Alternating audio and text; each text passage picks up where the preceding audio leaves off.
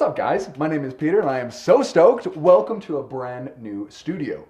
I know it's been a long time since I've made a video, and that's because I have been moving. Things have been crazy, and in the fall, it doesn't actually matter. I can just do my videos outside. Same with the summer. It's been fantastic. What a beautiful fall we had. Holy cow. I wanted to hop back on to the social interweb and let you know that you're still freaking awesome. I wanted to give a quick message and a quick analogy that I like to use, and it's all about erosion. On a mountain, when it rains, the water falls and it's going to take the path of least resistance, right? It creates rivers, it creates streams, and eventually it creates canyons, kind of like Zion's National Park or the Grand Canyon, right? Which is pretty spectacular that that's how that happened. You know what I mean? But when it rains, the water's going to fall and it's naturally going to follow a path. And then it's going to follow that path again. And then it's going to follow that path again, over and over and over and over, until it starts creating divots in the mountain, which is crazy because mountains are freaking hard and water's nice and soft and we drink it. And it still is enough to cause divots to create erosion. And I want to make the analogy that that's kind of the way our minds work.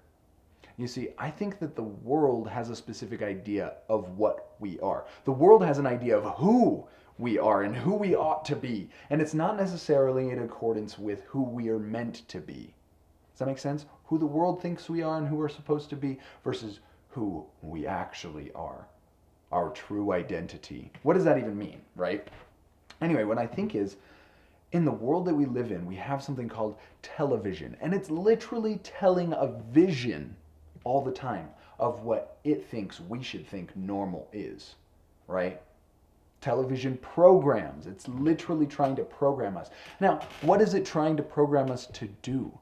I think that it's trying to program us to think in a specific way. And like I said, the world doesn't think that we're as spectacular and as beautiful and as amazing and as powerful as we really are.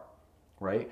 And so it's like once we've been conditioned in that way, then when the rain hits, when a thought happens, then it's going to follow the path of least resistance. And most of you will find that most of our thoughts don't naturally fall in a positive way. Does that make sense? Naturally, we're hard on ourselves. Naturally, we kind of degrade ourselves and put ourselves down. And it's kind of like that erosion. When the rain hits, the thought falls, then it's going to make a path. And if it falls again, as in if the same experience happens, like if I stub my toe and I'm like, dang, that was dumb. Falls again, dang, I'm dumb. Happens again, I'm an idiot. You know what I mean? And it doesn't have to be about stubbing your toe. Sometimes it's about a breakup. Sometimes it's self-sabotage. Sometimes it's like with a failed business deal. Sometimes it's with really anything that might be holding us back. But it's because every time that kind of thing happens in that way, then it digs that groove just a little bit deeper, just a little bit deeper, just a little bit deeper. And then it becomes a divot in the mind. And that's the way the thought follows. That's the path it goes on. And that's when we start to think, oh, this must be my thought. This must be reality. This must be the truth about me. When in reality, it's not. It's a lie that was preconditioned, right? And what we need to do oftentimes, literally, we need to just catch the thought. Let's say we don't want water to fall in the way that it's been falling, right? We would need to catch the water at one point or another and redirect the water. Let's say we want it to go into a reservoir, right? That's something that we can do. And when we have a negative thought or a negative experience that triggers a negative thought, we need to catch that. We need to catch that moment, catch that thought, and redirect it.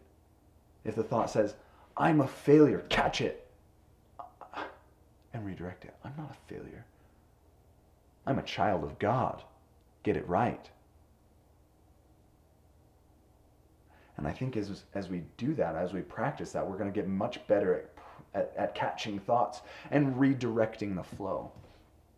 We can't let the way the world thinks enter into our mind, and we can't let ourselves think that that's the truth about us. The truth about you is that you're a champion. The truth about you is that you overcome things. The truth about you is that you learn from your mistakes and you can grow and progress, and you're grateful for trials because, and maybe you're not grateful for trials yet, but like, trials is how we grow. It's so cool. Trials are what causes the rain to fall, and then that's what gives us erosion. You know what I mean? That's what gives us the opportunity to redirect the thought to become a positive thought. I am just rambling. You know, to be honest with you, talking to a camera in an empty room full of lights is actually not the easiest thing in the world. Because you end up just rambling and you're like, did I even say that? And you have no idea, and then your mind starts to panic. You're like, did I say that? And you're like, oh my gosh, I'm not good enough. And then you catch that thought and you redirect it. Because I'm a champion and you're a champion, and I'm excited. Welcome back. Stoked Moments. So stoked. Welcome to the studio. I hope you have a fantastic day. Get out. Yeah, go bless somebody. Go have a great day. Man, life is so beautiful.